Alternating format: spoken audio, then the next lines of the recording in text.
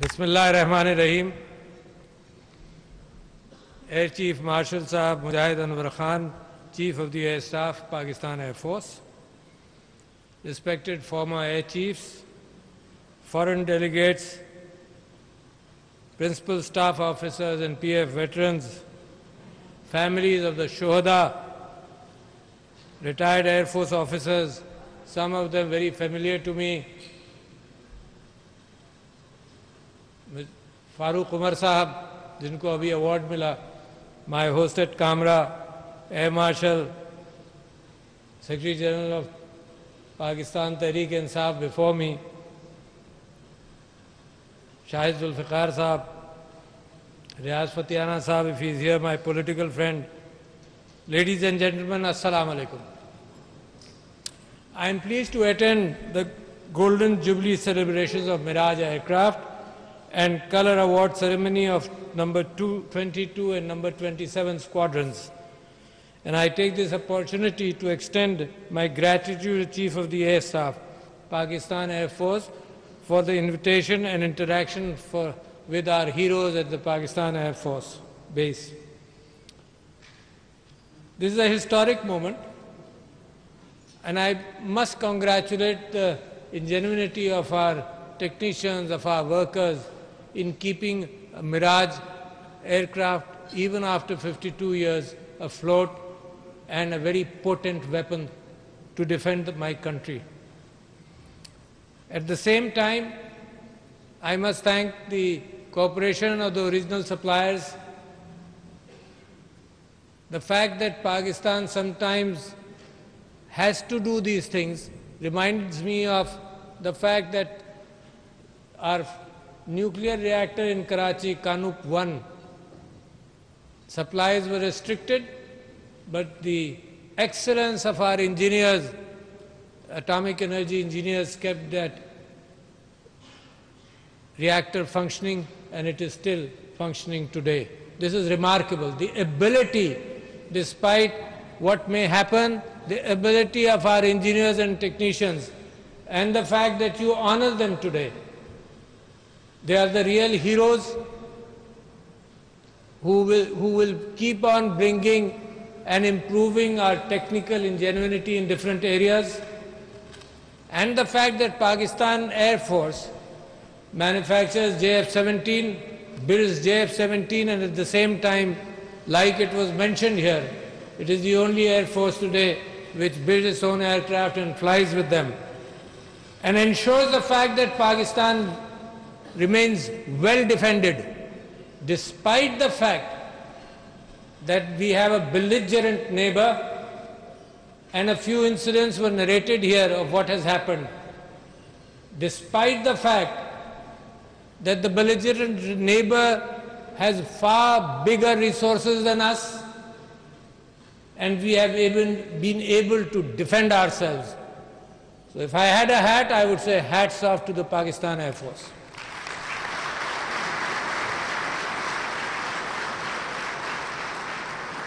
Pakistan Air Force individually, personally, have produced for me heroes which I have looked up upon all my life.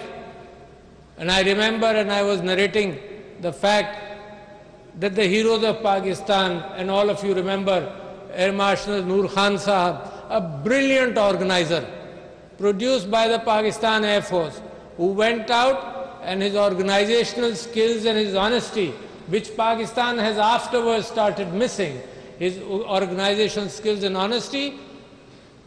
The government of Pakistan requested him to lead Pakistan hockey.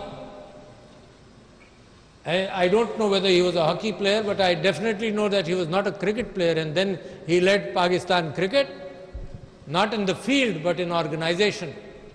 I never met him, but he was my hero. But the next gentleman I'm going to talk about, I met him. I admire him tremendously.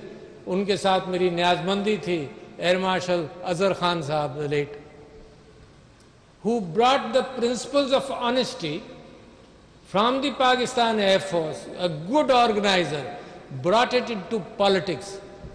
And when we started organizing our political party, we looked upon him. as a guide. People would tell us, and Mr. Imran Khan, the Prime Minister of Pakistan, people would tell us that Air Marshal Asghar Khan was not successful, and we would argue that he was successful in giving morality, a kind of morality into politics when it was missing. A great and brilliant man. Wow. I am grateful to him. When I used to come to Islamabad, occasionally he would invite me over to his house for dinner, and when I would he would go to Karachi, I would meet him and I would pay my respects. So ladies and gentlemen, these are the institutions. You are the people who have shown light in so many sectors, and it is because of your leadership that you produce excellence, you produce professionalism, and you produce honest people, which Pakistan has always needed, and the future of Pakistan is related to this fact: professional excellence as well as honest leadership. And let me just read out to you, which is there in the back of the hall. Quaid-e-Azam Muhammad Ali Jinnah said, "A country without a strong air force is at the mercy of any aggressor." And we have seen that. You have narrated the stories. And so Pakistan must build up her air force as quickly as possible. You have done that. Despite limitations of resources, you have done that. It must be an efficient air force. And then he says a remarkable statement of 3 words: it should be second to none. And ladies and gentlemen, you are second to none. That's what I say.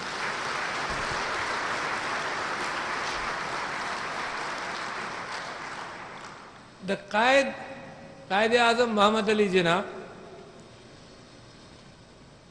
laid down 3 basic principles for a nation: unity, faith, and discipline. Whether they are followed by any organization, the faith in that organization, the faith in my taqdeer, if I were not in an organization but a living human being, the faith in my taqdeer and the iman which I have. And then definitely unity. The stories which I heard today is the unity and cooperation between different fields. There used to be, when the radars was not so efficient, there used to be a controller who would guide the pilot to the right place. That's teamwork. And then discipline is very important. We are learning that as a nation. But we are at the point where things will change. So therefore the leadership vision shown to us by Quaid-e-Azam, and this leadership vision is not an accident of history. This leadership vision has at least a history in the subcontinent of more than 150 years. And recently I was talking about the fact that Sir Syed Ahmad Khan in 1858, a year after what we call the independence struggle and what was called in history then as a mutiny, Sir Syed Ahmad Khan wrote a pamphlet asking the Muslims to study, to educate themselves. And in that period he said, stay away from politics because you need to arm yourselves with intellect. The saying which is still true. He changed his mind after 20 or 30 years in 1887 and 1888. He spoke at Lucknow and then he spoke at Meerut, and then he said that the Muslims of India should then start looking at their own defense, should start looking at their own rights, to have a humanitarian kind of unity. And our founder of the nation, Quaid-e-Azam Muhammad Ali Jinnah, believed in unity.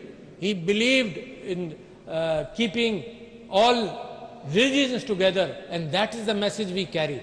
But then he found 1906, 1907, Sir Sultan Muhammad Khan Agha Khan writes that the person who opposed us in 1906 when the Muslim League was established and they had its first function in Dhaka, Nawab of Dhaka, Nawab Salimullah from Dhaka, whose descendant Khwaja Nazimuddin became the Prime Minister of Pakistan. And then 1907 in Karachi, and 1908 in Agra, the Muslim League conventions He wrote that Qaeda Muhammad Ali Jinnah, a brilliant barrister from Bombay, believes that India can remain united. But by 1927, 28, when Allama Iqbal gave his lectures, reconstruction of political thought in Islam, Quaid-e-Azam decided that this kind of polity will not work. Pakistan has to go towards independence, and he's our hero. He's the person who said, for you, he said, and you have fulfilled that. The nation should be fulfilling what the leaders of the nation, the founders of the nation willed upon us. And he said that you have to be second to none. So our direction was laid down at least in the subcontinent more than 150 or 200 years ago. So ladies and gentlemen, now coming to today, Pakistan is faced with tremendous difficulties, something which we ourselves sometimes made mistakes. We ourselves sometimes divided our people. There were war on the eastern front of Pakistan, which damaged us tremendously. We polarized our people. So we have learnt over the last 30 or 40 years how to remain united, how to come back to unity. And Pakistan, thanks to the armed forces of Pakistan, Pakistan is the only country, while it was mentioned Pakistan is the only country which manufactures its aircraft and flies them. Pakistan is the biggest country in the world which has been successful in winning the war on terror. No country has been successful as much as Pakistan. Because of you, we have been successful. No country in the world, even superpowers, have created situations where lives have been lost, the victory still eludes them. But Pakistan, we protected our eastern border, while as you go right up to Libya, you come across countries which have fallen under terror. And we have survived because of our armed forces. So tribute to you, and because of our people, the sacrifice we made, the shuhada, more than almost between 70,000 to 100,000 people, the economic losses we faced. So we have given a sacrifice to achieve unity in the country, to achieve unity of thought, to achieve unity of purpose to our lives, to become a successful nation. But then what happens is what I want to warn you about. Despite the fact that when Mr. Imran Khan and this government came and offered, you are defenders of my country, so therefore you should be aware of what are the politics of the region. So Mr. Imran Khan offered that if India takes one step forward, we take 2 steps forward towards peace. Why? Because we believe that while we defend ourselves, we ensure the fact that my country remains independent, and we have done a tremendous job. At the same time, we must ensure that there is peace in the region, because there is poverty in the region, because there is illiteracy in the region, because economically this region is not as prosperous as it should have been. If you read the history, this region, which was called India and Pakistan or Hindustan in the earlier days, was the most prosperous. In the 16th and the 17th century, the highest GDP belonged to this region. And then we lost our way somewhere. So therefore, Mr. Imran Khan, the people of Pakistan, all politicians of Pakistan, irrespective of which party, everyone wants peace, wanted peace. But it's the belligerence of India, whereby Pakistan Air Force has been tested, and Pakistan Air Force has performed. Pakistan Air Force has created heroes like M.M. Alam, made a name in the world, because you needed to defend. So therefore, we want at the same time that while you defend, there must be peace. And the biggest example of the recent incident which was mentioned here, when Indians attacked Balakot after a situation, sometimes it is claimed that it was their own creation at Pathankot, when Indians attacked inside Pakistan's territory, Mr. Imran Khan, you heard him say that we will not think of retaliating, we'll retaliate.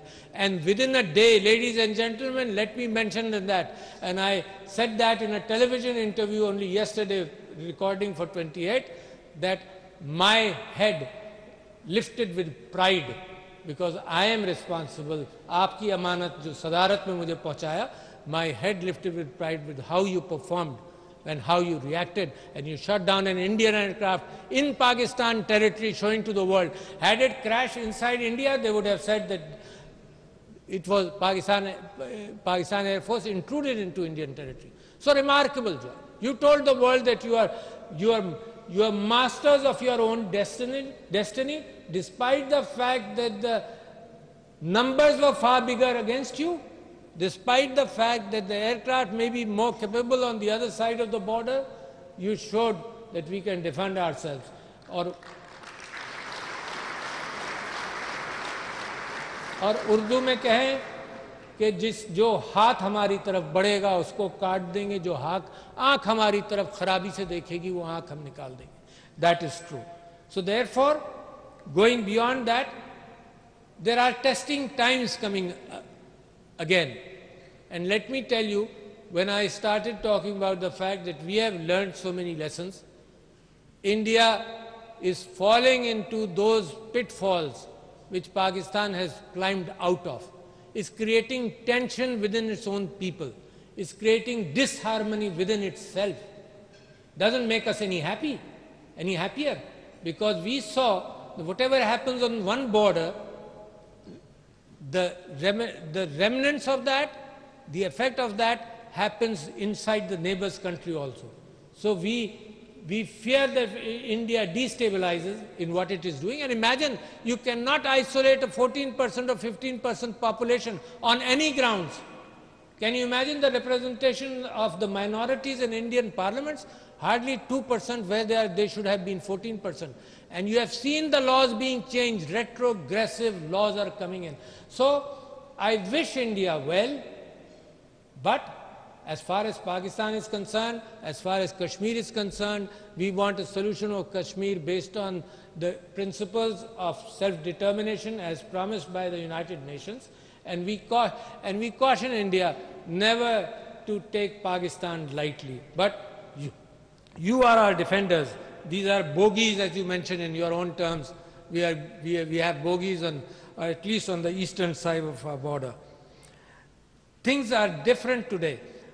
The region is being destabilized by armaments in a manner with which we believe that if these armaments are supplied to India, Pakistan will have to bend over backwards to achieve some kind of balance. Let me mention to you, Air Marshal Saab, BrahMos 2, the possibility of hypersonic missiles which are going to at 8.5 Mach, or 8 times or 8.5 times the speed of sound, within minutes it will be inside Pakistan. So therefore, there should be these issues should be tackled. We must increase our defenses to fight against a self-described enemy. For Pakistan, we want peace. We don't want to have enemies. A self-described enemy which raises the level of your performance, that it should be much higher to counter a changing situation. So, congratulations to all of you. I must congratulate Air Marshal Saab, Mujahid Anwar Saab, for leading an organization which has performed so well. So, the government, inshallah, will recognize your services with an award very soon, a deserving award, exemplifying the fact that leaders like these should be appreciated, like the way you have appreciated all these, the team which you have created in the Pakistan Air Force. In the end, let me give you a vision of Pakistan which should make you understand that Pakistan is changing. All the indicators, whether they are in economy, whether they are against corruption, all indicators in Pakistan are positive. Pakistan is at the tipping point. I believe very strongly that Pakistan within a decade is going to emerge as one of the strongest nations on earth. I believe so. Mera iman hai. I pray to Allah subhanahu wa ta'ala And the war today is not of physical constructs.